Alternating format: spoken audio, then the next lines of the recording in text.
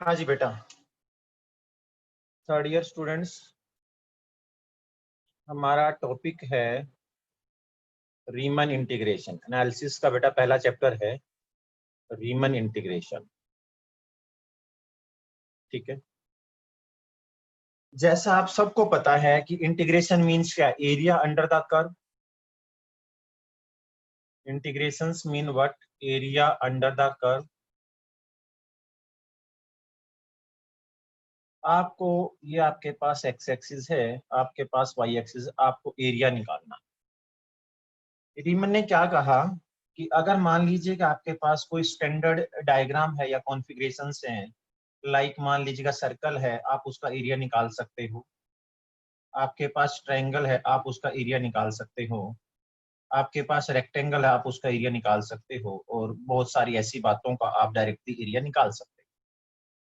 लेकिन ये जो आपके पास कर्व है, ये किसी भी स्टैंडर्ड ज्योमेट्रिकल कॉन्फ़िगरेशन को फॉलो नहीं कर पा रहा। तो ऐसे केस में हम एरिया कैसे निकालें? हम क्या करते हैं, इसकी पार्टीशंस करते हैं। पार्टीशंस कहें या स्लाइसिंग कहें, एक ही बात है। हम ऐसे ऐसे करके हमने क्या किया, इसकी पार्टीशंस कर दिया।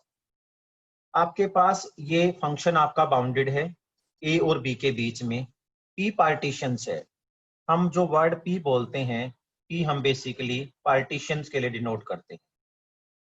पार्टीशंस का मतलब क्या है कि पार्टीशंस के अंदर ए से लेकर बी तक, मान लीजिएगा ए की वैल्यू आपके पास है एक्स नोड। जैसे मान लीजिएगा ये आपके पास एक्स नोड है बेटा, नेक्स्ट आपके पास x1 है, अगला पॉइंट x2 है, और b को हमने मान लिया xn। तो ऐसा करके x node x1 up to xn तक हमने क्या किया, इसकी पार्टीशंस कर दिया। अगर हम ध्यान से बात देखें, अगर हमने रैंडमली, मैंने क्या किया, मैंने इस लोअर को ऐसे ज्वाइन किया, तो ऐसा करके मेरे पास ये एक लोअर रेक्टेंगल बन जाती है। अगर मैं इस एज, अगर मैं ज्वाइन ऐसे करता हूँ बेटे मेरे पास, तो ये मेरे पास क्या अपर रेक्टेंगल बन जाती है। मान लीजिए ये प्लॉट है। प्लॉट है का मतलब है, अगर मैं ऐसे ऐसे हर क्वेश्चंस के लिए, हर क्वेश्चंस के लिए मेरे पास जितने भी हम सवाल करेंगे, मान लीजिएगा आप इस पिछले की बात करो तो ये लोअर रेक्टेंगल बन जाती है, और ऐसे आपके पास अपर रेक्टेंगल बन जाती है। ऐसे मतलब पूरा एरिया को आप ऐसे ही लोअर रेक्टेंगल्स और अपर रेक्टेंगल में डिवाइड कर सकते हैं। अब मान लीजिएगा ये जो मेरा कर्व है, ये मेरे प्लॉट का साइज है, प्लॉट का कॉन्फ़िगरेशन या शक्ल ऐसी है। अगर मैं ऐसे लोअर रेक्टेंगल को ही कंसीडर करता हूं, रेक्टेंगल क्यों लिया, क्योंकि मुझे रेक्टेंगल का एरिया निकालने का फार्मूला पता है। तो मेरा जो ये एरिया है ना, ध्यान से देखोगे, ये मेरा रह जाएगा, यानी कि किसी दूसरे के अधिकार में चला गया। लेकिन अगर मैं ऊपर वाला रेक्टेंगल लेता हूं, तो ये वाला एरिया किसी दूसरे के प्लॉट का मैंने ले लिया।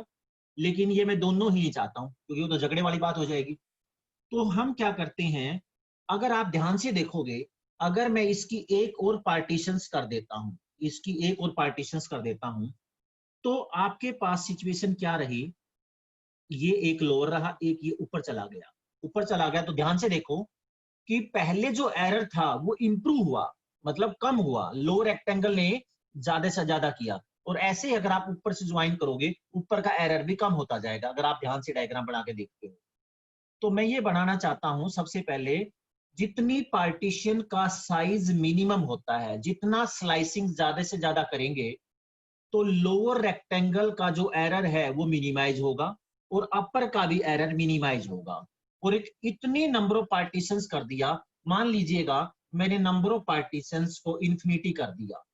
जब नंबर ऑफ पार्टीशंस को इन्फिनिटी कर देता हूं एज ए सॉफ्टवेयर के तौर पे, तो मेरी जो लोअर रेक्टेंगल है और अपर रेक्टेंगल है, उनका गैप खत्म हो जाता है। लोअर रेक्टेंगल और अपर रेक्टेंगुलर का गैप जो है वो खत्म हो जाता है, और जब भी उसका एरिया निकाल पाते हैं। तो मैं एक वर्ड यूज करता हूं बेटा, LPF। एफ है फंक्शन, ये जो जिसका डायग्राम है, पी है पार्टीशंस ए से लेकर बी तक, और एल है उनका लोअर सम। और इसका एक फार्मूला लिखता हूं, summation of small M I into delta I varies from 1 to n, जितने भी आपने पार्टीशन किया। अब बात एक स्मॉल एम आई के बारे में बताऊं। स्मॉल एम आई आपका एक किस्म से लोअर बाउंड की तरह काम कर लेते हैं। अब मान लीजिएगा एक ये पार्टीशन है बेटा, ये एक रेक्टेंगल है मान लीजिए। तो इस रेक्टेंगल में फंक्शन मेरी छोटी वैल्यू लेगा, अगर मैं अपर रेक्टेंगल की बात करता हूं तो फंक्शन वहां पर बड़ी वैल्यू लेगा।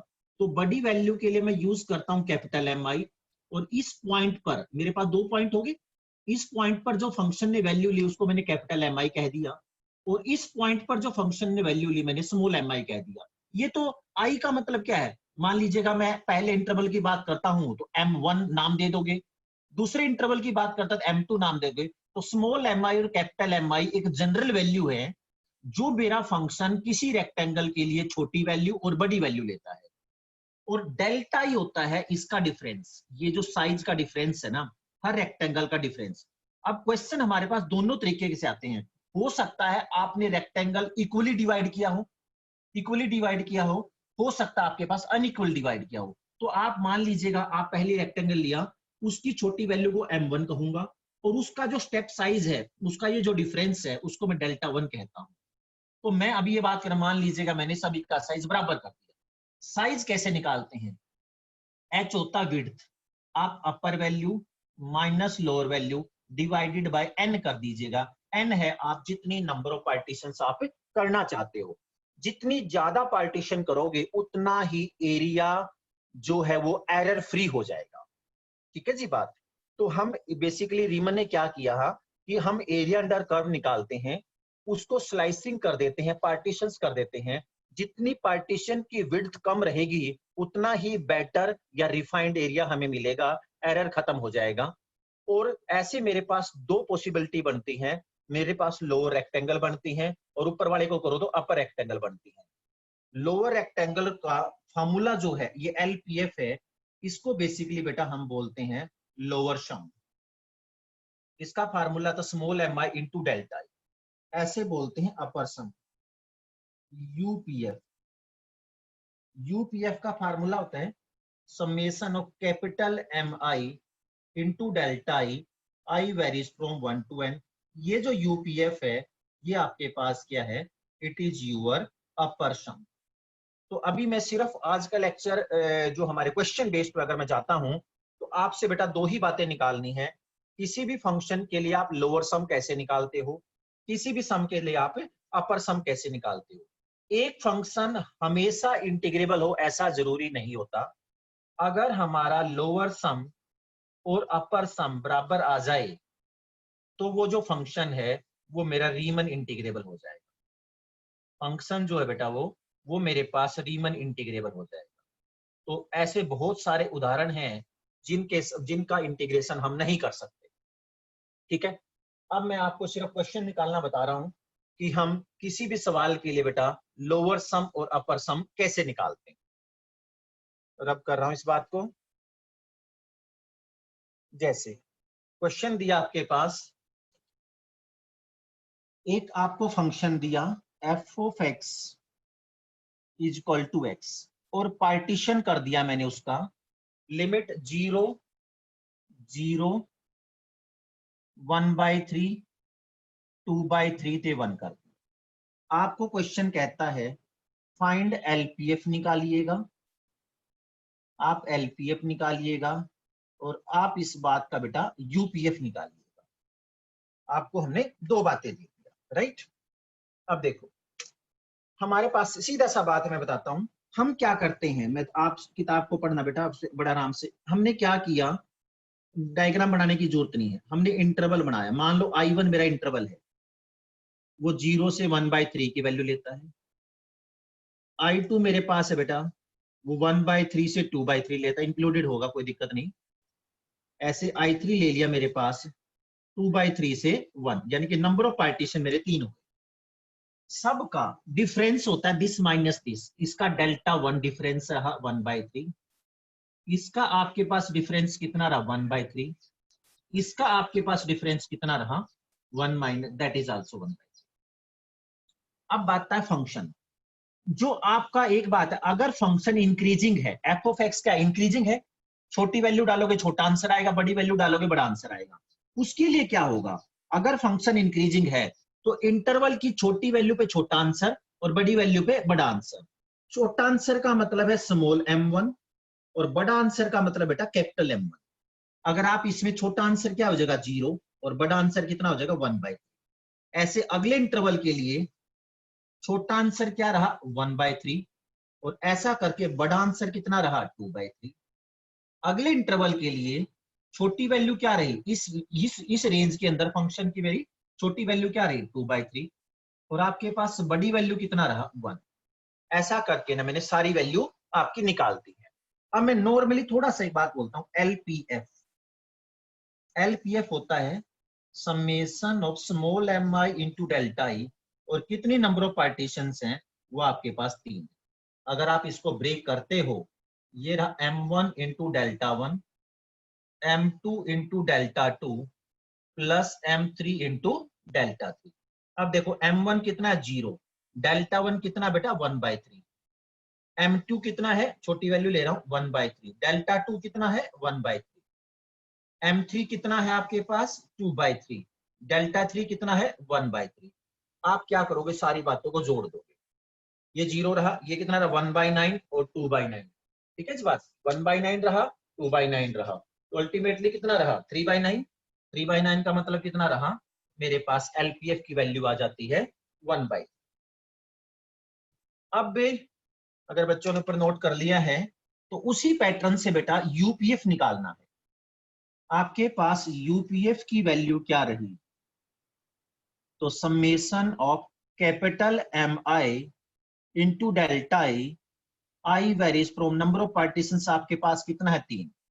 सोल्व कीजिएगा capital M1 into delta 1, capital M2 into delta 2, capital M3 into delta 3। Values आपके पास पड़ी हैं। आपके पास कितना रहा 1/3, डेल्टा 1 कितना फिर 1/3, M2 कितना आपके पास 2/3 और डिफरेंस है बेटा 1/3। ऐसे ही 1 इंटू 1/3 आप सारी बातों को जोड़ कर दो 1/9 ये 2/9 प्लस ऑफ 1/3 ये आ जाएगा आपके पास इट इज आंसर इज 2/3। तो मेरा आज का ऑब्जेक्टिव यही था बेटा, किसी भी सवाल के लिए आप एलपीएफ और यूपीएफ कैसे निकालते हैं। ठीक है तो आज आपने किताब ढूंढना बेटा, उससे ये सवाल ट्राई करने हैं। मैं एक और सवाल बताता हूं आपको, नेक्स्ट देखते हैं और देखिएगा। जैसे मान लीजिएगा बड़ा आसान सा सवाल है, मैंने कोई ट्रिग्नोमेट्री फंक्शन लिया, let F of X is equal to क्या ले लिया जी मैंने साइन एक्स ले लिया बेटा, और आपको पार्टीशंस के मेंबर दे दिए 0, π/6, π/3 तो आपके पास π/2। क्वेश्चंस क्या है आपके पास कि आप इस क्वेश्चंस के लिए आप एलपीएफ निकालिएगा और आप इस सवाल के लिए आप यूपीएफ निकालिए। अब देखो बेटा हम इंटरवल किताब पढ़ना वो स्टेप वाइज आपको पता लग जाएंगे। इंटरवल मैंने बना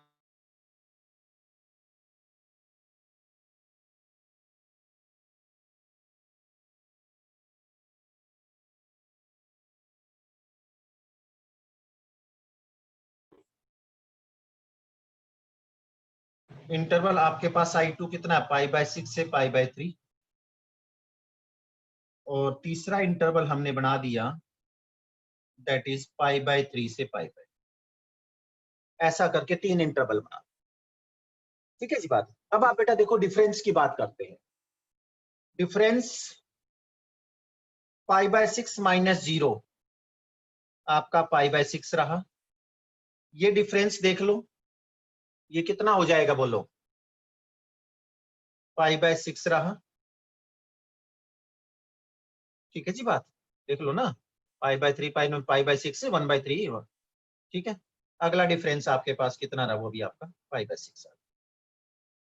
अब इसी तरह से हमने क्या किया साइन एक्स है 0 to π/2। देखो फंक्शन आपके पास 0 से π/2 आपका इंक्रीजिंग है, छोटी वैल्यू पे छोटा आंसर बड़ी वैल्यू पे बड़ा आंसर। आप सारी वैल्यू निकाल लो, स्मॉल m1 निकाल लो कैपिटल M1 निकाल लो, ऐसे बेटा स्मॉल m2 निकाल दो कैपिटल M2 निकाल दो, स्मॉल m3 निकाल दिया और ऐसे ही कैपिटल M3 स्मॉल m। ठीक है बात। स्मॉल m1 की बात करें आपके पास वैल्यू कितना रहा 0 डाला, साइन 0 कितना होता है 0, साइन π/6 कितना होता है 1/2 ऐसे आपके पास नेक्स्ट में छोटी वैल्यू 1/2 हो जाएगी और बड़ी वैल्यू √3/2 हो जाएगी। देख लेना चेक करके आज, ठीक है। और इस पे बेटा √3/2 हो जाएगा और आपके पास ये 1 हो जाएगा, ठीक है। अब आप एलपीएफ बनाते हो, एलपीएफ हो जाएगा स्मॉल एम, मतलब 3 वैल्यू है, मैं डायरेक्टली लिख दूं ऐसे। चलो आपको एक बार small M I into delta I varies from 1 to 3। आपके पास क्या रहा, m1 into delta 1, m2 into delta 2, m3 into delta 3। अब देखो स्मॉल है बेटा, स्मॉल m1 कितना 0, डिफरेंस आपका सेम है। ये मेरा डेल्टा 1 है, ये मेरा डेल्टा 2 है, ये मेरा डेल्टा 3।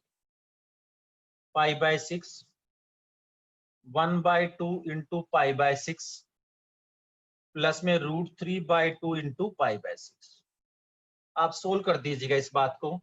आंसर कितना है एलपीएफ का, देखना एलपीएफ का आंसर बेटा ये राजी π/12 √3π/12, तो ये रहा √3 + 1 इंटू π/12।